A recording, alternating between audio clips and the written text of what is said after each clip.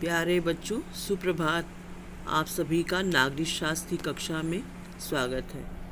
आज मैं आपको चतुर्थ अध्याय भारत के विदेश संबंध के अंतर्गत सन 1965 का भारत पाक युद्ध के विषय में पढ़ाऊंगी। पाकिस्तान का व्यवहार सदैव भारत विरोधी रहा है। सन 1965 में भारत को 2 बार पाकिस्तानी आक्रमण का शिकार होना पड़ा। पहली बार अप्रैल में कच्छ के रण में और दूसरी बार सितंबर में कश्मीर में। कच्छ के रण में कुछ सफलताओं के बाद पाकिस्तानी सेनाओं को पीछे हट जाना पड़ा। 30 जून 1965 को युद्ध विराम समझौता हो गया और भारत ने अपनी शांति प्रियता का परिचय देते हुए कच्छ संबंधी मतभेदों को एक अंतर्राष्ट्रीय न्यायाधिकरण के निर्णय के लिए रखने की बात मान ली। परंतु पाकिस्तान ने भारत के इस पक्ष को दुर्बलता समझा और सन 1965 में युद्ध विराम रेखा का उल्लंघन करके सबसे बड़ी संख्या में घुसपैठिए कश्मीर में भेज दिए। लेकिन भारतीय सेनाओं ने इन्हें पीछे धकेल दिया और हाजी पीर और तिथवाल के पाक अधिकृत क्षेत्र को मुक्त करवा लिया। सितंबर 1965 को पाकिस्तानी सेनाओं ने अंतर्राष्ट्रीय सीमा का उल्लंघन करके छंब प्रदेश पर आक्रमण कर दिया। इससे विवश होकर भारत को भी अंतर्राष्ट्रीय सीमा पार कर पश्चिमी पाकिस्तान के क्षेत्र में युद्ध को ले जाना पड़ा। पाकिस्तानी सेनाओं के पास आधुनिकतम शस्त्रों के होते हुए भी भारतीय सेनाओं ने उन्हें बुरी तरह हरा दिया। अंत में सुरक्षा परिषद 20 सितंबर के प्रस्ताव का पालन करते हुए दोनों पक्षों ने 22-23 सितंबर को सुबह 3:30 बजे युद्ध बंद कर दिया। युद्ध विराम के बाद भी दोनों देशों में सामान्य संबंधों की समस्या बनी रही। 10 जनवरी 1966 को सोवियत संघ के प्रधानमंत्री श्री कोसिगिन के प्रयत्नों से दोनों देशों में ताशकंद समझौता हो गया, जिसके द्वारा भारत के प्रधानमंत्री तथा पाकिस्तान के राष्ट्रपति इस बात पर सहमत हो गए कि दोनों देशों के सभी सशस्त्र व्यक्ति 25 फरवरी 1966 के पूर्व उस समय पर वापस बुला लिए जाएंगे जहां वे 5 अगस्त 1965 के पूर्व थे। यह समझौता पाकिस्तान के लिए अधिक लाभप्रद था तथा आचार्य कृपलानी का यह मत श्री लाल बहादुर शास्त्री जी ने दबाव में आकर हस्ताक्षर किए थे काफ़ी हद तक उचित लगता है। अब बच्चों 1965 में भारत पाक युद्ध के प्रमुख कारण क्या थे, इस विषय पर चर्चा करते हैं। पहला कारण था कश्मीर की समस्या। सन 1965 में भारत पाकिस्तान के बीच युद्ध का सबसे प्रमुख कारण कश्मीर की समस्या थी। नंबर 2 कारण विस्थापित संपत्ति तथा अल्पसंख्यकों की रक्षा का प्रश्न।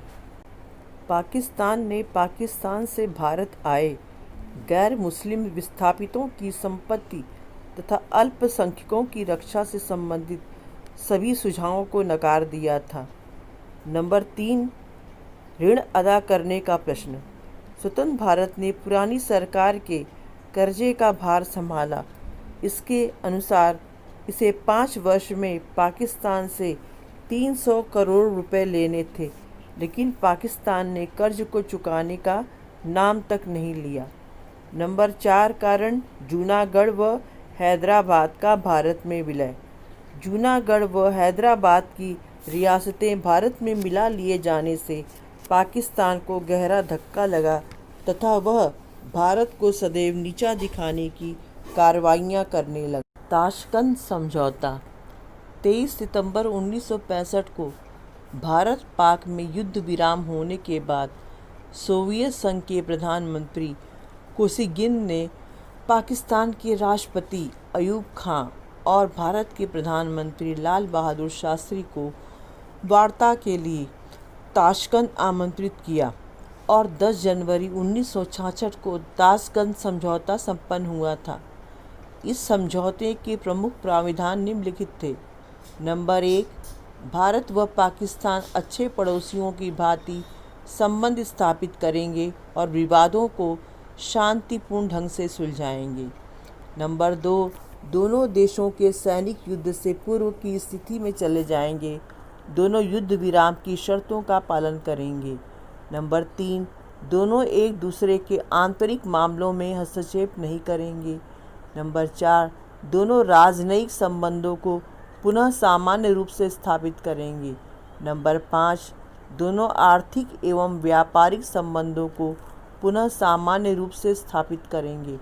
नंबर 6, दोनों देश संधि की शर्तों का पालन करने के लिए सर्वोच्च स्तर पर आपस में मिलते रहेंगे। अब बच्चों, सन 1971 के भारत पाक युद्ध, जिसको हम बांग्लादेश युद्ध भी कह सकते हैं, के विषय पे चर्चा करते हैं।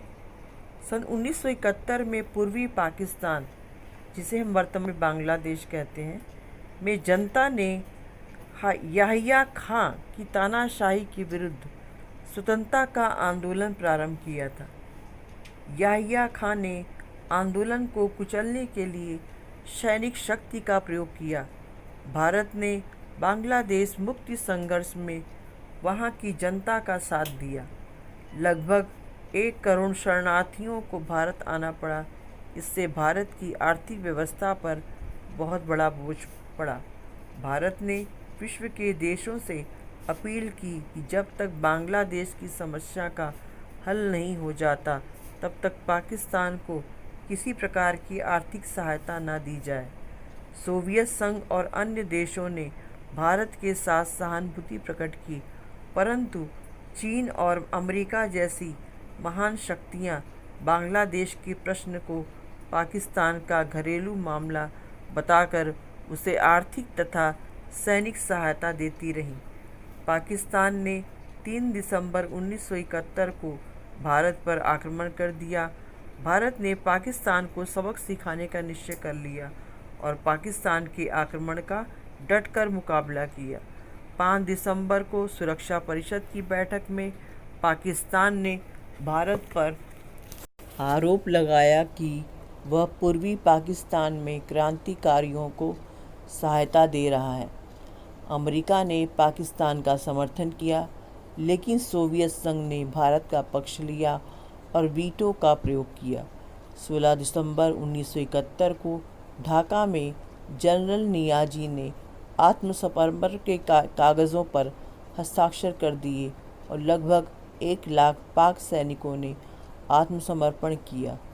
17 दिसंबर को रात्रि के 8 बजे एक पक्षीय युद्ध विराम की घोषणा करते हुए श्रीमती इंदिरा गांधी ने याहिया खां को युद्ध संबंधी प्रस्ताव मान लेने की अपील की। याहिया खां ने तुरंत इस प्रस्ताव को स्वीकार कर लिया।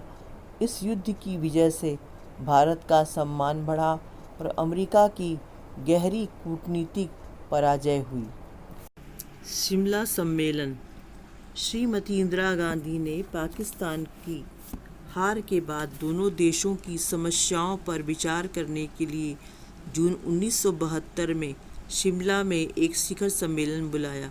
इस सम्मेलन में पाक के तत्कालीन प्रधानमंत्री भुट्टो ने भाग लिया। 3 जुलाई को दोनों देशों के बीच एक समझौता हुआ, जिसे शिमला समझौते के नाम से हम जानते हैं, जिसकी प्रमुख बातें निम्नलिखित थीं। पहला, दोनों राष्ट्र अपने पारस्परिक झगड़ों को द्विपक्षीय बातचीत और मान्य शांतिपूर्ण ढंगों से हल करने के लिए दृढ़ संकल्प हैं। नंबर 2, दोनों राष्ट्र एक दूसरे की राष्ट्रीय एकता, क्षेत्रीय अखंडता, राजनीतिक स्वतंत्रता और सार्वभौम समानता का सम्मान करेंगे। नंबर 3, दोनों राष्ट्र एक दूसरे की क्षेत्रीय अखंडता और राजनीतिक स्वतंत्रता के विरुद्ध बल प्रयोग या धमकी का प्रयोग नहीं करेंगे। नंबर 4, दोनों देशों द्वारा परस्पर विरोधी प्रचार नहीं किया जाएगा। नंबर 5, समझौते में यह तय किया गया कि दोनों देश परस्पर सामान्य संबंध स्थापित करने के लिए प्रयत्न करेंगे। संचार व्यवस्था, डाक व्यवस्था, जल थल हवाई यात्रा को पुनः चालू करने के लिए वार्ताएं की जाएंगी। आर्थिक तथा व्यापारिक सहयोग के संबंध में भी शीघ्र वार्ता होगी। नंबर 6, स्थायी शांति हेतु भी अनेक प्रयत्न किए जाने का समझौते में उल्लेख था। इसके लिए दोनों देशों को अपनी सेनाओं को अंतर्राष्ट्रीय सीमा पर वापस बुलाना था। भारत पाक संबंधों के मध्य तनाव के कारण अपने पड़ोसी देशों के प्रति मधुर संबंध रखने को उच्च प्राथमिकता देने की भारत की नीति के बावजूद अनेक कारणों से भारत पाक संबंध में तनाव व कटुता बनी रही है। भारत और पाकिस्तान के मध्य तनाव के प्रमुख कारण थे, जिसमें पहला कारण था विभाजन से उत्पन्न अविश्वास। भारत विभाजन की घटना ने दो समुदायों के मध्य अविश्वास और वैमनस्य को उजागर किया। भारत विभाजन ने भारत और पाकिस्तान के मध्य शत्रुता उत्पन्न कर दी। यह ब्रिटिश शासकों की रणनीति थी। नंबर 2 कारण देशी रियासतों की समस्या तथा कश्मीर विवाद। भारत की 3 रियासतें जूनागढ़, हैदराबाद और जम्मू कश्मीर का भारत में विलय भारत पाक के मध्य विवाद का प्रमुख कारण बना। नंबर 3 कक्ष का रण का प्रश्न। सन 1947 में कक्ष की रियासत के भारत में विलय के साथ ही कक्ष का रण भी भारत का अंग बन गया था, लेकिन जुलाई 1948 में पाकिस्तान ने यह प्रश्न उठाया कि कक्ष का रण एक मृत समुद्री भाग है, अतः उसका मध्य भाग दोनों देशों की सीमा होना चाहिए। भारत ने उसके इस दावे को स्वीकार नहीं किया।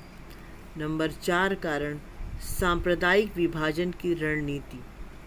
पाकिस्तानी राजनेता जानबूझकर दोनों देशों के मध्य सांप्रदायिक वैमनस्य बनाए रखना चाहते थे।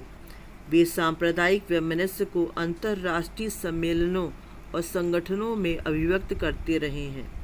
नंबर 5 कारण भारत के विरुद्ध पाक प्रायोजित आतंकवाद। भारत के विरुद्ध पाक प्रायोजित आतंकवाद के कारण भी दोनों देशों के मध्य कटुता लगातार बनी हुई है। बच्चों घर पर सुरक्षित रहें, पढ़ें लिखें और आगे बढ़ें। धन्यवाद।